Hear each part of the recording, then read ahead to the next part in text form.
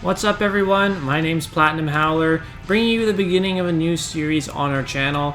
This tournament that we're competing in is called the BFO Surge Invitational, and BFO stands for Bovine's Front Office.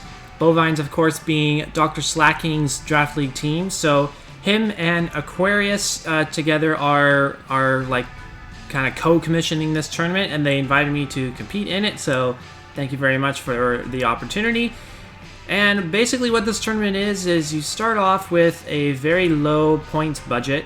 The first round you only get 45 points, and you can only draft mons that are a maximum 10 points. Of course, all the higher tier mons are worth more than that, and you can't pick them up until later rounds. So this first round we have to play 2 games with our 45 point budget. Next week we'll play 2 games with a 55 point budget, and then every week thereafter the budget will increase by 10 more points. So we're allowed to draft anywhere between 6 to 8 mons, and I have 7 on my team. The 6 that you see on your screen, and the one that I did not bring to this game is Typhlosion. You can see my team on the right side of the screen and the sets that I have brought. So the first game here is going to be against SV Tornado, and actually it's worth noting the first 2 matches that I have to play for this tournament, both of my opponents only have 6 mons on their team, so I knew exactly what they were going to bring. No guessing game as to what they are not going to bring. They have to bring all 6 of their mons, of course. So we'll kind of just get right into the game here, shall we? I'm going to lead off with my Mesprit just to get rocks up, because I know that there is... he doesn't have a way to get rid of them. He has the Flygon as a defogger, but I really don't see that coming as a defogger. So I just leave with my Mesprit, click rocks on the first turn of the game so that they're there to stay. He's going to elect to get the burn off me with Will-O-Wisp. I'm thinking that a Hex could be coming next, so I'm just going to U-turn out. And my Arbok is actually a switcheroo set, so I specifically brought this to prevent to like soak up potential toxic spikes that a Cofagrigus might want to set, and I can also trick a Choice Scarf onto the Cofagrigus so it isn't just generally annoying against my team. But he actually straight up goes for the Psychic, which isn't surprising that he has that, because I have a Beware on my team. He can't touch me if he doesn't have anything other than a Ghost type move. So now that I know that he's Choice Scarfed into Psychic, I can bring in my Mesprit and get a Toxic off against something. He does not have any immunities to the Toxic. So the Gigalith is going to come in, and I see immediately that he does not have Sandstream, and that was 100% a mistake on his part. He's going to have probably Sturdy instead by mistake. Yeah, he really wants Sandstream because he has a Stoutland on his team, and that Stoutland is not going to be able to make any use of Sand Rush in this game, unfortunately. He could have been trying to trick me and intentionally brought Sturdy on Gigalith and actually brought something like a Scrappy Stoutland or an Intimidate Stoutland, but he kind of gave that away in the chat because he, as soon as he saw that the sand didn't activate when he dropped Gigalith in, he was like, oops, didn't mean for that to happen. But anyway, Golurk is going to come in now, and my Golurk is very bulky this week. Heavy Slam, likely predicting a Whimsicott switch in. I'm not going to make that switch in just yet. And because I am very bulky, unfortunately I don't have enough investment to knock out his Gigalith with an Earthquake. So he is going to be able to get a Toxic off against me. But my Golurk is still in a pretty good spot here because I am Assault Vest. He can't really kill me with... the only thing that he can threaten me out with is this Kingler, and I have the Whimsicott for this. This is actually a Cotton Guard Whimsicott, so I can get my defense boost and make use of Prankster against him. So I switched out into Empoleon to scout for a Metal Claw, I guess. That was the only thing that he could really do against my Whimsicott with this Kingler. But he just went straight up for the Liquidation, so I took a little bit of unnecessary damage on my Empoleon, but I think it was worth it, just in case he was like Z Metal Claw Kingler or something. That could have been really scary. But so I just double right back into my Whimsicott and get my defense boost, knock him out with the Giga Drain, and now the Gardevoir is going to come in. This is a big threat. I have my specially defensive Empoleon designed to take this on. I see this damage. That doesn't look like a ton of damage, but I can tell right away that that is most likely a Specs Gardevoir. So I just get to go for a Flash Cannon here. He doesn't have a resist now that his Kingler is down. He's going to bring in the Stoutland, and I'm going to switch out to make sure I keep my Empoleon around to deal with his Gardevoir. He goes for a Crunch, but where it's going to come in. Cofagrigus is an obvious switch, but I'm not going to make the prediction at this point in the game. I just go for a Drain Punch because I still have the Mons advantage here. He goes for Psychic. I know that he's locked into it. He has to go for the Psychic again, and I get to go for a Toxic. Probably a misplay on my part. I probably should have just U-turned out, as I get punished by making such a misplay, and I actually missed the Toxic. Stoutland outspeeds me and absolutely destroys me with a return, showing that he is Choice Banded Stoutland.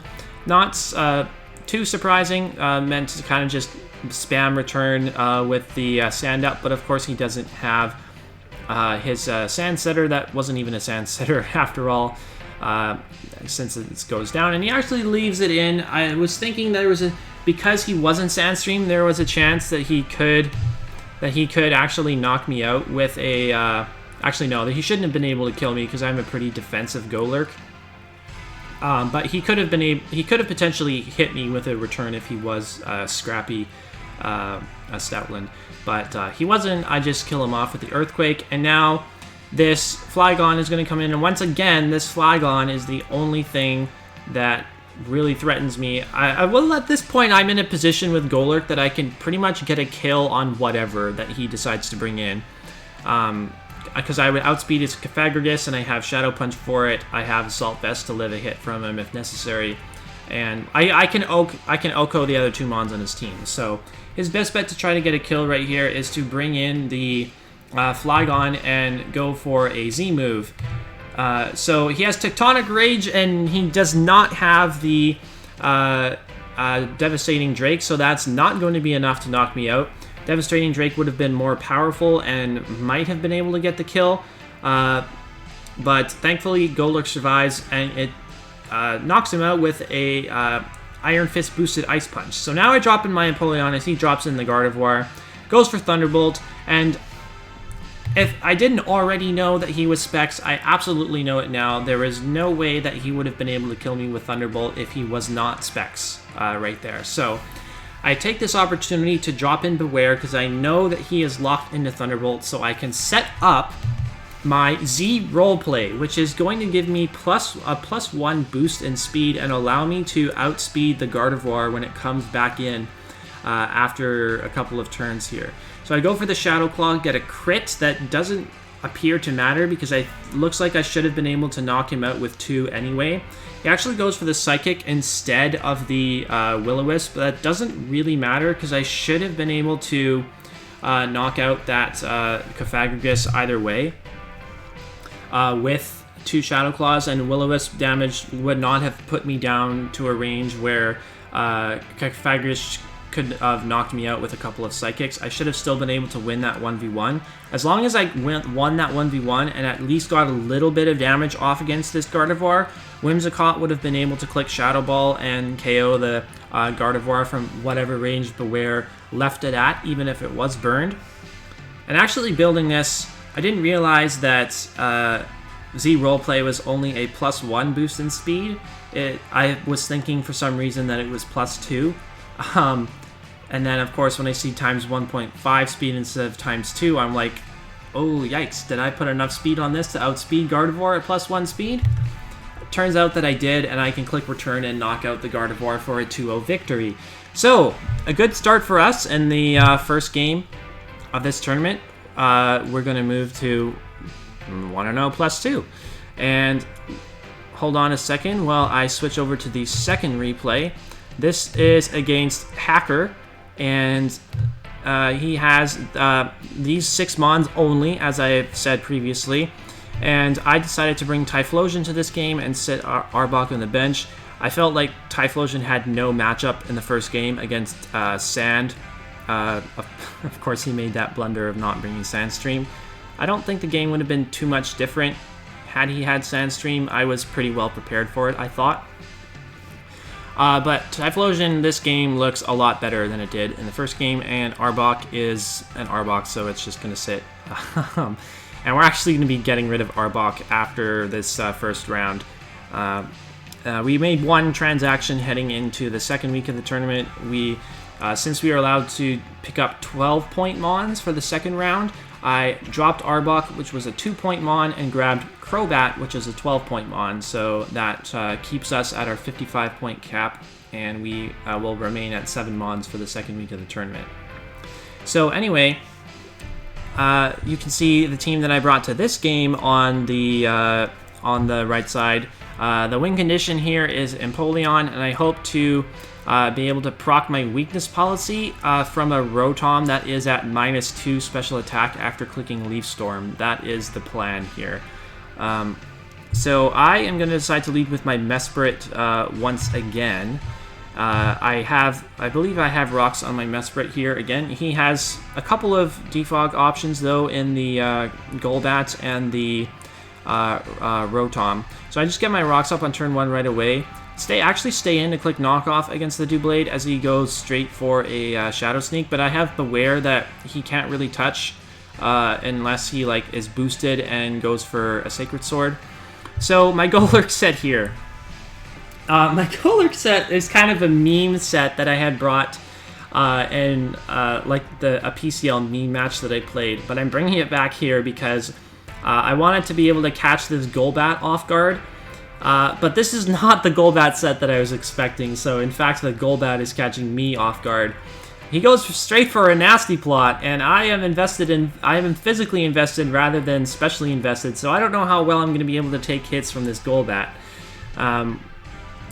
But either way, I am going to go for a Dynamic Punch to get the confusion off him, just to try to make dealing with it a little bit easier and maybe get a little bit lucky with some confusion. And then I'm going to go for a block. And so now he can't switch out. I was really just crossing my fingers that he wouldn't have U-turn on this set, and it looks like he won't be having U-turn on it since he is a Nasty Plot setup set. So we see Mean Look from him as well. Definitely a misplay on his part. He was forgetting that ghost types are unaffected by trapping moves or abilities. So a wasted turn on his end, a turn that, well, he wasn't confused at that point, but the first, he does roost off the damage, and he is hit by confusion on the following turn, and the following turn is where I go for Curse. And Curse, of course, with a ghost type is not boosting your attack and defense, but it is going to be chipping down this Golbat for 25% every turn at the cost of 50% of my HP, but I'm not able to survive a +2 Air Slash from him. So I was hoping to be able to 1v1 and heal up with Z Curse. Z Curse would have fully healed my HP, and it would because he was already afflicted with Curse, it would have failed. So I wouldn't have chipped my HP all the way back down to 50%. So yeah, that kind of didn't work out as I was hoping it would, but I still managed to chip the Golbat down to a range where I can bring in Typhlosion and click Eruption to threaten this Golbat out, and I still have my rocks up, so if he doesn't have Defog, then the Golbat, when it comes back in next, will be very low, and I should be able to deal with it a little bit better. So I can bring in my Typhlosion, and I am Choice Scarfed into Eruption so that I guarantee outspeed the entirety of his team, including a Choice Scarf Rotom-Mow. Lickilicky's going to be fat enough to take an Eruption, but this just gives me my Beware for free, and this is what I wanted. My Beware is like a wall breaker in this game, so as he clicks Protect to heal himself up with the Wish, I got a free Swords Dance up. I have no reason to click anything other than Return right here.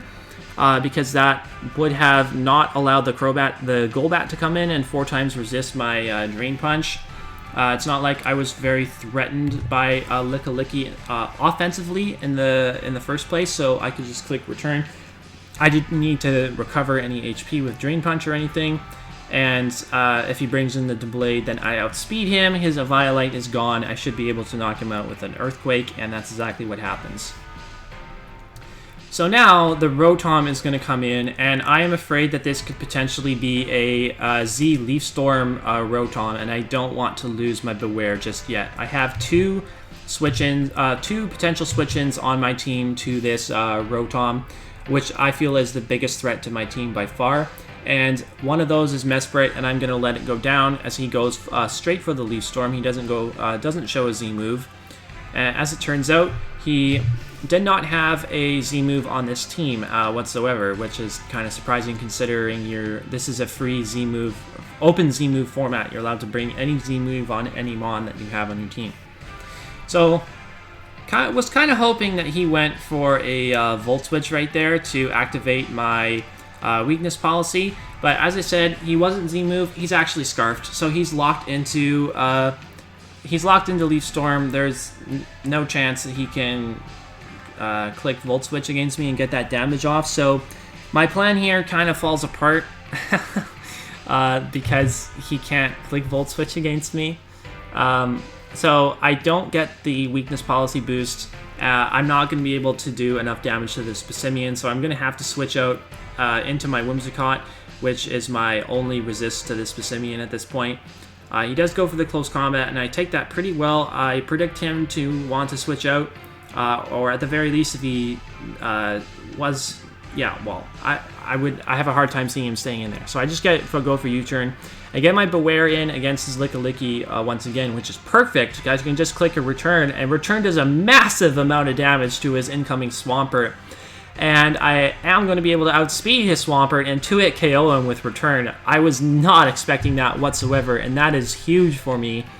The fact that I didn't have to switch out Beware, and now he doesn't really have much to bring in that can threaten Beware with an Oko. Passimian hits me super effectively, but because I have Fluffy, it's almost like he is just dealing neutral damage to me, and I ignore the super effective effect of close combat. I know that his Rotom is not... Well, I don't actually know that his Rotom isn't Z-move. I shouldn't say that, but the fact that he didn't go for it the first time would probably make me feel safe staying in against his Rotom if he were to bring that in again. So the Passimian is going to come in, and since I know he's going to outspeed me, he goes for close combat and is going to lower his defense, so I'm going to Drain Punch and get a ton of HP back from him. So he only does a net 30% to me, and I'm actually going to switch out on this turn as he brings in the Golbat, and I think that's a good play. He was predicting my Whimsicott to come in right here, so he can bring in... I can't actually touch this Golbat at all with Whimsicott, so he can bring the Golbat in to roost up back to a comfortable amount of HP. However, I still have my Typhlosion, which I can bring in knowing that he is probably going for Roost and not going to be able to damage me and nerf the power of my Eruption. So he ends up sacking off the Passimian and decides that he wants to save the Golbat. I think he kind of needs the Golbat at this point to beat my Whimsicott and my Beware. So misplay right here for sure on his part, I would say. He is... I think he said that he didn't think he had a chance to win if I was Scarf Typhlosion. He kind of just had to bring in the Rotom to hope that he could get offensive momentum against me. And just, I guess he probably would have gone for Volt Switch here, but since I am Choice Scarf Typhlosion, he finds that out right now, and Rotom is going to go down, so he has to bring in the Licky. I guess if I did switch out there, I would have gone out into I would have gone into Whimsicott, I guess. And if he had brought in Licky at any point, I don't know. I feel like he still had a chance to win. had he not brought in the Rotom right there. But once I get rid of Rotom, I am in a very strong position to play out the rest of this game. Licky comes in, and I get my Typhlosion out of there because I know that he can heal up. He went for a Wish to try to heal up his Golbat, but I wasn't going to allow the Golbat to come in. I clicked Ice Beam and knocked it out from the range it was at, about like 40%. So now Licky is his only Mon left. I'm just staying in for a couple turns with my Empoleon, because why not? It's his last Mon left. But after a while, I just decided to bring in the Beware, which can seal up this game for me. Going for a Drain Punch right here, it's actually not going to be doing enough damage to knock out the Licky, but it is going to bring me all the way back up to full HP. He has the Body Slam, doesn't get the Paralysis off against me, and I'll just go for another Drain Punch to seal up the game. So we start off this first round of the BFO Surge Invitational with a pair of wins. So we're going to sit at 2-0 plus 6 after the first round. And the cool thing about this tournament is that it matches players up against people with similar records. So both of my round 2 games will be against players that were also 2-0 going into the second week. So I think there's like, I want to say there's about 42 players in this tournament. So like about a quarter of them would have ended up 2-0 after the first couple of games. So we'll get to play against those players and see how we do. I'm thinking if we can get at least one more win. There's a everybody plays 5 games. And then after that, they cut the pool down to a top 16, and then they begin a bracket. So once we get to the bracket stage, I have to win 4 games in a row if I want to win the whole thing. But there will be lots more roster changes before then. We have to continue to improve our roster if we want to compete here. We have a really good team. See. Going into this draft, I wasn't really thinking ahead. I was just trying to draft the best team that I could for this stage of the tournament. So I don't really know exactly how the later rounds are going to play out. My thought process is I have to play well enough in the earlier rounds to get to later rounds to start with. So yeah, we'll cross that bridge when we get there. Is basically my thinking. So strong performance from Beware in the first couple of games for sure. Strong performance by the team all around. Got to bring a couple of fun sets, some of which worked out, some of which didn't. But yeah, I hope you guys enjoyed this video. If you're excited for the rest of the series, make sure you leave a like, comment down below, and subscribe to the channel to make sure that you don't miss any of our future videos. So thanks for watching, and we'll see you for round 2 of the BFO Surge Invitational next week.